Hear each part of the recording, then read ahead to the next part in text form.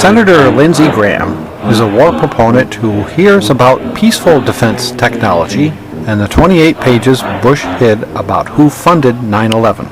The only way I know to defend this country is to send some of us back to Iraq and eventually to Syria to dig these guys out of the ground, destroy the caliphate, kill as many of them as you can, hold territory, and help people over there help themselves. But Senator, it's a tough message because a lot of people are just worn out by war. Well, don't vote for me. It's that simple. Don't vote for me because I'm telling you what's coming.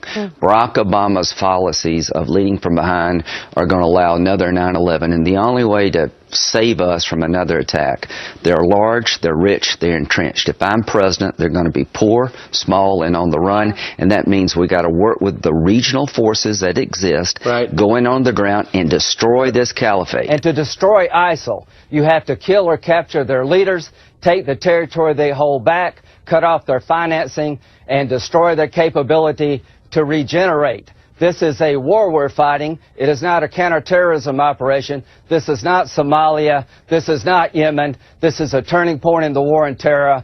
Our strategy will fail yet again. This president needs to rise to the occasion before we all get killed back here at home. I think Putin believes that Obama is really all talk and no action.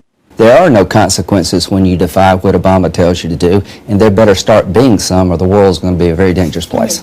So we drove to Mount Pleasant, Iowa, past the former Bluebird school bus factory, through the typical Iowa town square to the campus of Iowa Wesleyan College, Howe Student Activity Center, and followed the signs to the room.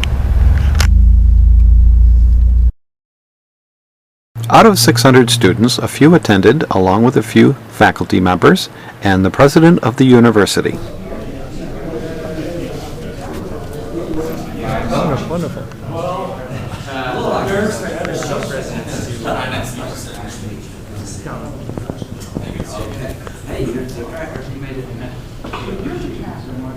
Today? My phone. Oh, absolutely. Sure. We can do this. Thank you. Got it? It's a movie. To be a college or university in Iowa is very special because we have the privilege of having candidates coming through the state regularly to really share their story and their vision for for the country. And so That's a good point. Yeah. there it is. So and myself being a military guy, so we created the President's Coin, modeled after Commander's Coin. That has the seal of the institution here. The establishment date on the back is the Office of the President, but our iconic building, which is right across there, Old Main.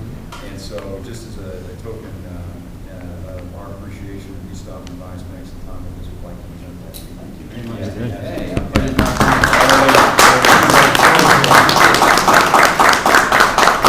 If we don't get out of debt, I may have to actually use it. Senator, is it possible that I get my students in a quick picture because they're going to leave a little bit early for their class because education comes first. So this is our Vice President and President of the Student Government. Sorry, I didn't get you out of class. Flat tax. Okay. Wonderful. Anything's pretty special. So a little bit about me. I'm one of 17 people running for president. If you can name them all, I'll buy you dinner. I don't know if I can name them all. There's a fine line between being courageous and stupid. Yeah. So I don't know. We'll see if we cross that line or not. But it's been fun. Thank goodness for Iowa. If it wasn't for Iowa, a guy like me wouldn't have much of a chance because it's about small groups over time growing to be bigger. And networking, the caucuses really are an antidote to big money. Don't ever lose these caucuses. Iowa, South Carolina, New Hampshire, the 3 early states, and it gives you a chance to actually figure out who we are. The difference between celebrity and competence and, sound bites and character. So grew up in a small town. My dad owned a liquor store, a restaurant, and a pool room. So I'm eminently qualified to be president. We lived in the back of the restaurant until I got in high school when we finally bought a house. Neither one of my parents graduated high school. I'm the first in my family to go to college. Welcome, come in. And so they worked hard. You own your own business. It's 6 days a week. You don't open up, you don't get paid. So I was in the University of South Carolina in 1975. Things were going pretty good. Again, first in my family to go to college. My mom was diagnosed with Hodgkin's disease. About 6-8 months later, she passed. We got wiped out medically. The bills were just overwhelming. We were underinsured. 15 months later, my dad passes. I'm 22, and my sister's 13. If it weren't for family, friends, and faith, I wouldn't be standing here. They picked me up when I was down, and it was all really an amazing experience to go through. Moved in with an aunt and uncle who never made over $25,000 in their life working in Texas plants. So without them, I would never gotten the finish. You need to take sides. Radical Islam cannot tolerate this school. The idea that men and women would go to school together is foreign to them, to you. They can't tolerate the state of Israel because under their version of Islam, there's no space for Israel, there's no space for democracy. And they're religious fanatics, and somebody's got to deal with them. They're coming here if we don't get them there. We left Iraq too soon. Should have left 10,000 troops behind. I don't think we'd be in the rest for a day. Bush made mistakes, Obama's made mistakes, I've made mistakes. If I'm president, here's what we do. We're going to send more troops over there to keep them coming here. We got 3,500 in Iraq. That's not enough. Going to need around 10,000 to give you extra capacity, aviation units that we don't have. Spotters, forward air controllers, drop bombs on the right people, special forces to go after their leadership, trainers and advisors at the battalion level so the Iraqi army won't cut and run and will be a better fighting force. Then you got to go into Syria where the headquarters of the caliphate exist. There's nobody left in Syria really to work with. The place has been decimated.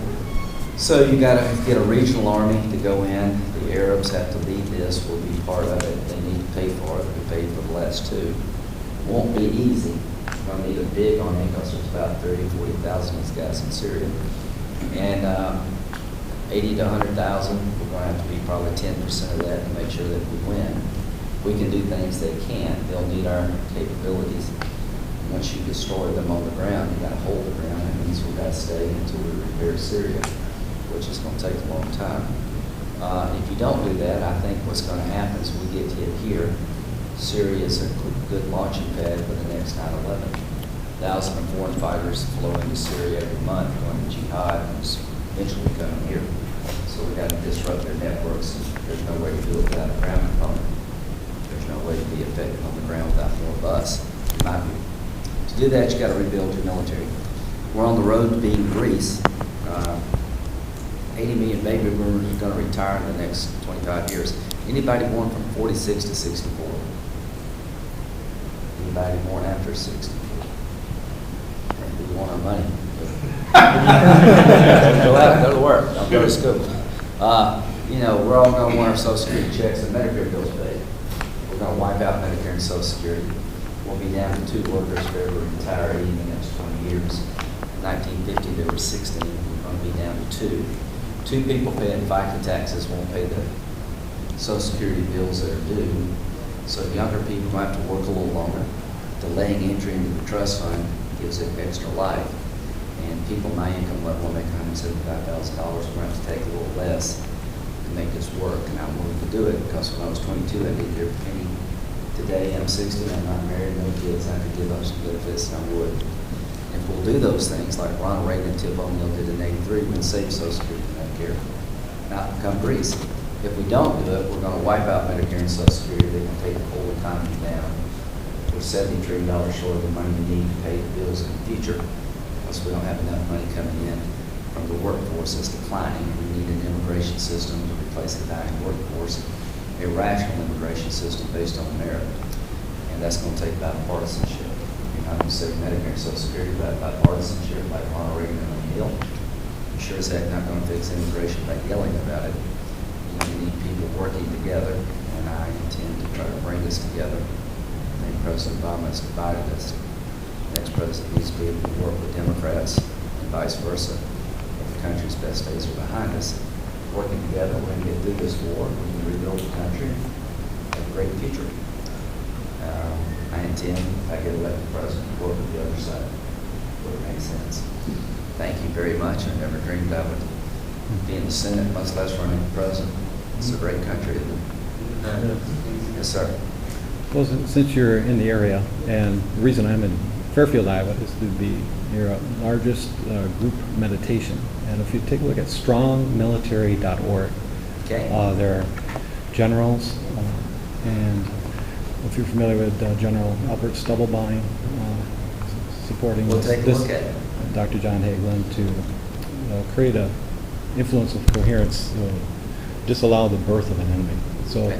you just drive through Fairfield, Wow. past Drive the Golden Domes. I'll I think it do would it. be very helpful. I'm for anything that helps. Great. You were one of the instrumental leaders on dialogue on race, and we appreciate that, especially in the South, from Kentucky, and the challenges that we deal with. Our Charleston, the people in Charleston showed us what life feels Oh my like. gosh, amazing. Wonderful. Could you just comment a little bit about how, your work in South Carolina and just being able to assist with that and race reconciliation, because we have a heart problem, not a skin problem. Yeah, I think so. All boats rising is a good thing. When the economy is rising and everybody benefits from it, problems are less than when people are having to compete and things are not good. I think President Obama in many ways divided us. If I were an African American mom or dad, I'd be upset to have to send my kid to an inferior school for generations. I think Republicans have an opportunity here on education to shake things up a little bit. No rural or poor, urban or poor, rural, urban, poor place should be doomed to bad education. Jeb Bush has been really good at this. I'm a school choice guy, I'm a charter schools guy. The economy, the better educated you are, the more likely you are to be able to get employed. So education is important, but bringing us together is a lot about tone and about policy. The middle class is never going to achieve without a growing economy. So in Baltimore, if you go to a bad school and there are no jobs, what do you expect? So you got to break that cycle, right? You got to get parents involved in schools, and there's no substitute for an involved parent. Number two, you got to have a job when you get out of school, because it's hard to motivate a child if they can't see any upside of it. So the economy in urban and rural areas is never going to improve unless the general economy improves. Hillary Clinton has a list this long of more government help the middle class. My goal was to create a growing economy. When Boeing moved into Charleston to build jets, every manufacturer paid more. They would lose jobs for workers. If you're a waitress, the best thing that happened to you is somebody build a restaurant. We go across the street, get no pay because they need labor. How do you grow the economy? You can't borrow money right now. Anybody been to the bank lately? It's very hard to borrow money. It's hard to grow the business. You can't borrow money. Obamacare and all these regulations make it hard to hire additional people. So bringing us together starts with the economic growth and education opportunities that don't exist today. I have a question about term limits. Term limits for the president. I keep thinking that maybe politicians are always worried about getting reelected rather than just doing what they expect. Yeah. Because a lot of people go to Washington, D.C., and they don't have much when they come out 20 years later. They're wealthy people, it seems like. And the other thing has to do with the dysfunctional bureaucracy. Well, let's talk about term limits. Chuck Grassley's running. I think Chuck has never lost his way in terms of Iowa. Joni and Chuck represent your state very well. We limit the terms of the president because he's the most powerful person in the world, and after 8 years, you're probably done. I'll abide by term limits if everybody else will. I'm not just going to voluntarily do it. That will be something in South Carolina. Here's the other side of the story. As politicians rotate in and out, the power becomes the staff. Somebody is going to have knowledge. Somebody's going to have the keeper of the keys.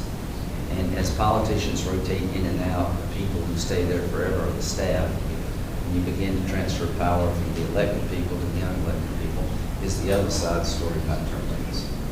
And the idea of voting somebody out is always the ultimate term limit. And as far as wealth, I can tell you that I made a lot more money outside of government than I made inside. But I don't mind. I'm living good. I make $175,000 a year. I made a lot more as a lawyer. So I'm not motivated by money, but I consider myself incredibly blessed and rich by every standard. I'm supposed to be one of the 4 members of the Senate, but I don't feel poor by any measure. Okay. What do you do about the bureaucracy? Well, I hear all these horror stories about the bureaucracy, especially the benefits of failure. It seems like nobody gets fired. No, that's true. It's hard to fire somebody. That's really, we passed legislation to hold people more accountable, but most of them are unionized, and there's a process you go through. The VA is a good example of what could be and what should be. The VA does a good job in many areas. The VA clinics around here anywhere? Knoxville, Des Moines. Des Moines. Well, I give every veteran a card, let them go to a doctor, hospital, or choice. And the VA systems that they choose not to go to, we shut down. The ones they like, we keep open. Competition is the best way to improve quality, and overtime is the best way to improve access. If you have to compete with somebody's business, you'll have a different attitude than if you don't. Now, the president's going to pick the leaders of the bureaucracy. If she wins, you're going to get more of the same. If I win, I'm firing everybody he picked and replacing them with people who have a different view of the economy. The person I would pick in the EPA would actually have been involved in generating power. Most liberal people in the country are running the government. And there's no way to fix that unless you fix the president. If Hillary Clinton wins, she'll go at a slower pace down the same road. It's the best we know for her. One of us win, we're going in a different direction. The big prize on the table is picking people who run the government and the next generation of Supreme Court judges. For the conservatives in this room, the court's at risk here. There's some businesses like in Mount Pleasant, Bluebird, that used to create a lot of school buses, and they went out of business. And in Fairfield, Primus Telecommunications offshored all the jobs to India. Would you do as Donald Trump says, call them and demand they stay in the U.S.? No, I wouldn't. I'm not going to tell somebody how to run their business. I'm going to try to make it easier for somebody to stay in America if they choose to. The textile industry in my state is pretty well wiped out because of globalization. You're not going to stop globalization, but what you can do is make it easier to stay in America.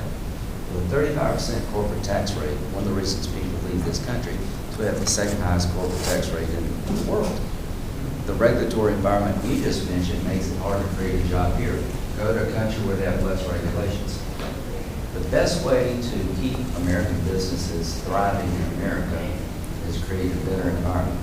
South Carolina has got BMW, Boeing, and Michelin in the last 25 years simply because we made it an attractive place to come do business.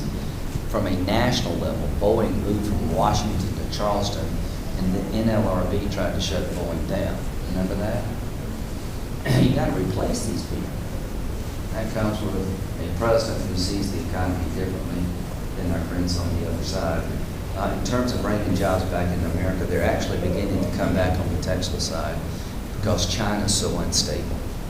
We're one big deal away from dominating the 21st century. Most countries are more screwed up than we are. Energy independence would be one of the purposes of my presidency. You have ethanol here? Take a drink a glass every morning. It's good for you. So the debate is, should we eliminate the ethanol set aside? I say no. Every gallon that you can grow here in Iowa is a gallon less we have to buy from somebody who pays our guts. We got oil and gas all over America, onshore and offshore. I would really open up drilling offshore the coast, on the East Coast, fracking for gas all over the country, try to export some of it to undercut Putin's advantage over his neighbors. There's an energy renaissance there to be had if you had an American president who would tell the environmentalists, let's work together, and tell them no every now and then. This pipeline from Canada, the only reason we're not building it is because the environmental left is taking over this White House. What's your position on the move to repeal the ban on export of American oil? Repeal it.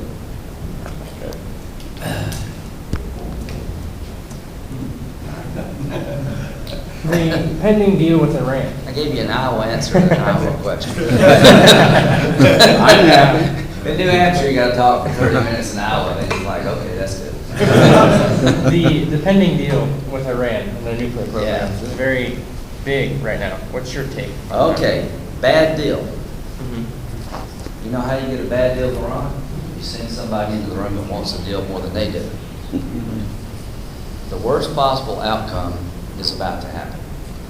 You're about to empower an Ayatollah who's a radical jihadist who is compelled by his religion to destroy Israel. And when they attack us. And if you don't realize this guy's a religious Nazi, you're making a huge mistake. When he says death to America, death to Israel, he actually means it. Now, the Iranian people are not that radical, but this Ayatollah and his henchmen are. Look at their religious beliefs. They're an end-of-days version of the Shia religion. So the calculation is somehow Iran will change. I don't see any change coming. This guy has slaughtered his own people to stay in power. During the negotiations of the last 2 years, they've toppled 4 Arab governments. What makes you think the Ayatollah is going to change? He's 80-something years old. One day, he's 75 years old, I guess. One day, he's going to die. Well, you know who picks the next Ayatollah? It's the Council of Elders. You know who's in charge of that? A guy to the right of this guy. So when you look at what's coming up the ladder here, you have one radical Ayatollah followed by another radical Ayatollah. And you've given them $100 billion without any requirement to change their behavior. You're giving them access to missile technology in 8 years and a pathway to a bomb in 15. Israel's in a world of hurt. My biggest fear is that a radical Islamic regime will get a weapon of mass destruction and use it one day. The only reason they killed 3,000 of us on 9/11 and not 3 million, they couldn't get the weapons to kill 3 million of us. If Iran develops a nuclear technology, they'll share it with the terrorists and it'll come here. And Israel will live in perpetual fear. So what would I do? I would get a better deal. How do you get a better deal? You go to the Ayatollah's friends and you say, hey, listen, I'm not going to honor this deal. If you want a peaceful nuclear power program, you can have it, but you're not going to have an enrichment capability this large. If you want a peaceful nuclear power program to produce power, you can have it. You're not going to get an enrichment program like this because you can make a weapon out of it. You're not going to get $1 or another bullet until you change your behavior, until you stop sponsoring terrorism, until you stop attacking our friends. You kill 4,500 soldiers with copper-tipped IEDs coming from Iran. I don't forget that. If you want a good relationship, you can have it. If you want more money and more weapons, you're not going to get it until you change your ways. And if you want to break out and try to build a bomb, we'll stop you. If you're in a war, you're going to lose it, and you'll get a better deal. As to the rest of the world, if I'm president, we impose congressional sanctions. We don't fight Congress. We tell everybody who does business with Iran, you can't use American banks if you do business with them. Who are they going to pick? Our banking system in a $17 trillion economy or a $400 billion economy? Saudi Arabia, Jordan, Egypt, all seem to be against this ISIS.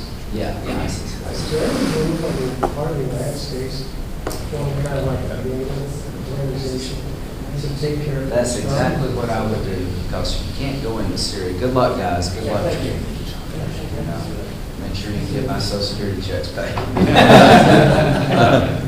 The only way you're going to destroy ISIS in Syria is a ground force. There's nobody left in Syria really to work with. So you have to form this regional army you're just talking about. They're not going to go into Syria unless you get rid of Assad too. Obama's reluctance to get rid of Assad is because he wants this deal with Iran so bad around the deal. His fixation with the deal with Iran will allow other bad actors to flourish. So you got to get an Arab army together, and they're not going in unless we take Assad down. It sees the matter for all this chaos. So yes, that's the first thing I do. Literally.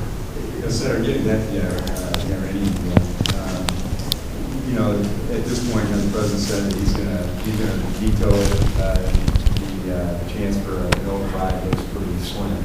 Yeah. So let's say if there's a Republican president coming in, they're going to inherit this. What do you do? Okay, the first thing you do is you get yourself leverage. What's leverage? Congressional in China. I can't live with this deal. I want a better one to help me. But if you don't want to help me, we're going to have a contest here. And you're not going to use our banking system until we get a better deal. That gives you leverage with the P5. As to Iran, you reestablish yourself as somebody they will respect. You take Assad down. You go into Syria, you destroy the caliphate inside of Syria, and you push Assad out. I think that was the big moment where we lost credibility in the region. When we were running against Assad and crossed it, nothing happened, and everybody after that thought, aha. So that's exactly what I do, is give myself leverage by getting sanctions be imposed and deal with the region differently than Obama, so the Iranians will respect me. If they respect me and have some fear of what I might do if they try to break out, you can better deal. If they don't, this thing gets worse and worse. Well, there's a Senate Bill 1471 to release the 28-page chapter that George Bush classified about who funded 9/11. This is like one of the biggest crimes, and covering up the funding of a crime is a crime. It's obstruction of justice. It's harboring terrorism. Do you support the release of these pages? I could let me look at it. You're the second person to ask me, and I hadn't even seen the bill. I'll get back. Yeah. Very important to us in this community. Can you tell us a little bit about the Clinton administration or the Clinton proposal for funding public institutions and others, and of course this is a private school, is very important to this community. Can you talk about how you would make access to education better outside of just fully funding public institutions for free tuition? So now, are y'all a private school? Yes, Yeah. Yeah. All right. The Obama administration is basically taking for-profit colleges and technical schools and trying to put them out of business. What I want to do is empower kids and their parents to go wherever it's best for them. A setting like this may be the best thing for a young man or young woman. So the goal for me is for the money that we set aside for education be used to empower families based on what they want to do. Absolutely. If you want to be a homeschooler, great. Just pass the test and go on about your business. But yes, I would make sure that private colleges like Southern Wesleyan, our Wesleyan, get into the mix. You wouldn't be punished because you made a choice to go to a religious school. Sure, increasing Pell Grants is very important to private colleges. And let me tell you, the amount of income subject to being Pell Grant eligible is going too high. A grant is something you don't have to pay back. We're trying to be everything to everybody here. We're trying to expand Medicaid to people that make $80,000 a year. That's more government than your kids can afford. We'll defund it congressionally, but it will never become law because Obama is president. He had vetoed the effort to do it. I'm not going to shut the government down over this dispute because if we shut the government down, you can't defend yourself. It's an issue we should pursue. We should have numerous votes on it. I'll vote to defund it. As president, I will not submit a budget with a penny for Planned Parenthood. First thing you do is you, as president, say, I'm not going to fund this organization. Now, you're not going to repeal Obamacare with Obama sitting in the chair. So I hope in 2015 and 2016 we will attack these problems smartly and not lose an election that is ours to win. Don't overplay it. Realize that there are checks and balances in the government. Planned Parenthood, what they're doing to these babies, I think is, as president, they won't do it. What about immigration? What's your position on changing that or improving that? Here's the solution that I've been pursuing for 10 years. We got two borders, one with Canada, one with Mexico. Have you ever met an illegal Canadian? I hadn't. I mean, there may be some out there. I just never met one. They come to Myrtle Beach in March, Canadians. They go swimming, and nobody else wants to swim. We're glad to have them. We're all, we think they're nuts, but we love the Canadians. They go back home. These people, most of them, are coming from poor and corrupt countries. They make more in a month here than they make a year there. Some are crooks, but most are not. So it's an economic issue. If you don't control who gets a job, you'll never fix it. So you need an e-verify system so that you can hold employers accountable when they hire illegal immigrants. What's the one document you need to get a job in America? Social Security card. Yeah, so it's that Social Security card. Yeah. Well, I can get one fake by midnight. So you turn that document into something you can't fake. You have an e-verify system, so you put it in the machine to see if you are Lindsey Graham. Then you start putting people in jail or hire illegals. You increase legal immigration because there are certain areas of the economy it's hard to find workers. That makes it, you don't have to cheat that way. As to the 11 million, you got to secure your border first. If you don't, they'll keep walking across. Control the visa system. Double the border patrol, triple the drones, whatever it takes to secure the border. But it's the economic magnet is what draws people here. When you shut down hiring, you'll shut down legal immigration once you secure your border. As to the 11 million, nobody wants a felon. Nobody wants a repeat lawbreaker. As to the rest, here's the deal. You can stay, but you gotta learn English. I don't speak it well, but look how far I've come. You gotta pay taxes, meet the IRS like the rest of us. You have to get in the back of the line. You can't cut in front of people who are doing it right. You can stay here. If you pass an English proficiency exam in 6 years, you gotta pay a $2,500 fine. That helps us generate the money to pay for all this. And that's my solution. I think Democrats will go along with most of it. We do have an employment authorization document with the international students that we have here that graduate and H-1B visas, and they have to go through so many parameters and others do not have to, so that'd be a good system to look how it can mirror the rest of it. I want a merit-based immigration system to replace what we have today. So once you get the 11 million, kick the ones out that nobody wants, and have the rest stay here legally and start paying taxes, and get right. Right now, ISIS won't really take, ISIS won't take illegally. I mean, what do you do with it? Yeah, well, felons, you deport them. Here's the best way to find out who's the bad guy. Tell the good people, hey, raise your hand. The best way to identify the felons is for the people who are not felons to have a chance in the city to come forward. Come out of the shadows and raise your hand and say, okay, I'm here illegally. Go through a criminal background check, get a biometric card that identifies you. Then you can go and work. You have to pay taxes. You have to pay a fine. You have to pass an English proficiency exam like if you were going to become a citizen. You can't apply for a green card for 10 years because you did break the law and pay a fine. Then the people who don't have these biometric cards are going to be easier to find out. You round those guys up and kick them out. One more question. Good question. What's your position on the Supreme Court decision that created anchor babies? I'll be willing to do a birthright citizenship change, but it's going to take a constitutional amendment. Now, let me tell you how that works. After you get your border secured, and after you increase legal immigration and have a merit-based system in place, what I would do in the future is I would say green cards go to mom and dad and kids, nobody else. That gives you more green cards for workers. I would be willing to change birthright citizenship law, either by a constitutional amendment or by statute, whatever works the best. So in the future, that if you're born here, you're not automatically a citizen. I think it does entice people to cheat. I would be willing to do that prospectively after you clean up this mess. But the one thing you can't do is retroactively fix this. If somebody's been born in America, they get the privilege of these two Supreme Court cases. So this idea that somebody could be retroactively denied their citizenship won't work. But going forward, I think it'd be a change that makes sense. We're one of about 3 or 4 nations in the world that allow you to do this. If you go visit France and your wife has a kid, you're not a French citizen. To me, that cheapens citizenship. Have you heard of birthright tourism?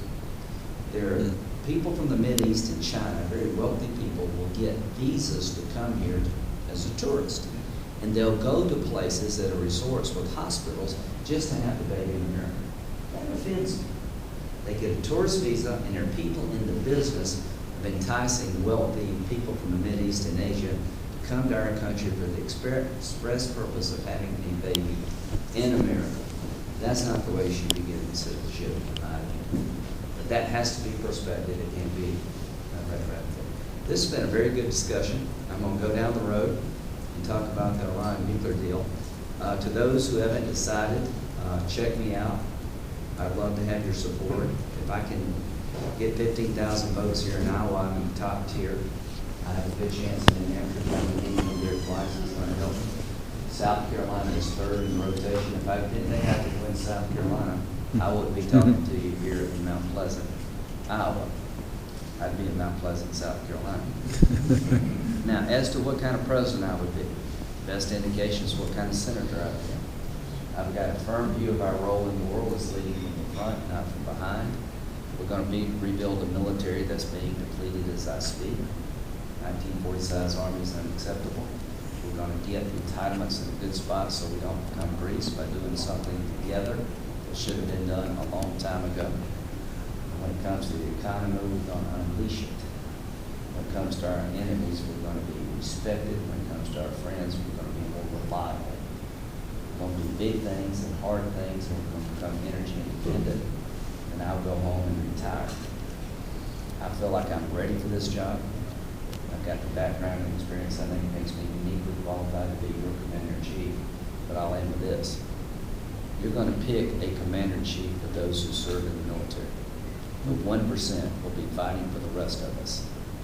Make sure you pick somebody worthy of their sacrifice that will have their back, because God knows that He had ours. Thank you very much.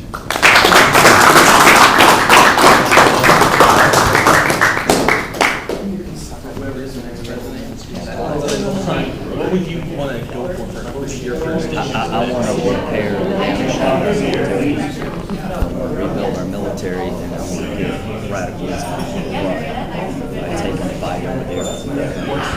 I want to get Republicans and Democrats to fix a broken immigration system and to do the right thing to adjust the age of retirement, increase death benefits for Medicare and Social Security, some of the tax cuts so we don't increase deal with our long-term debts when they go to their retirement, get an immigration system that works, and finally march toward energy independence. Those three things would be the purpose of my presence. You talked about your military background, first of all. Most candidates have talked about the issue of radical Islam. You're the first one that really has a plan for it. Is that something you feel like every candidate should have? Yeah. You can't destroy ISIL. You need a ground component. I've been right in Afghanistan 35 times. We're going to have to be part. We're going to need more American soldiers on the ground in Iraq to turn this around. You're going to need a large regional army to go into Syria. If you don't get them in Syria, destroy them in Syria, they'll keep coming. You've got to be part of that army. And I've got a very detailed plan.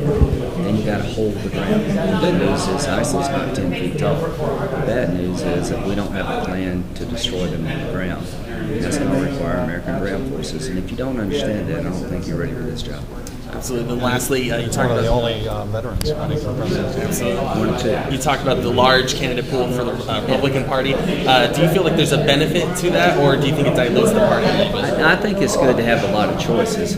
We're just going to have to make sure we don't throw too many elbows. And I think the way I rise in Iowa is doing town halls like this, meet a small group of people, get bigger over time, and focus on national security problem solving. But the Republican Party is very blessed with a large group of people who are very capable. All right, thank you so much. Thanks, Thanks, buddy. Just remember strongmilitary.org, the power of the mind. Okay, we'll do it. Highest technology. Fairfield, gotcha. And, I got it, sir. And 28 pages now. Okay, gotcha. I got you. People, we want to know who funded it. Thanks. Great. I agree. Great. God bless you. Thanks for your service. Thank you. Thank you for your service. All right, thank you. All right. 1974, 76. Really? Yes, that's right.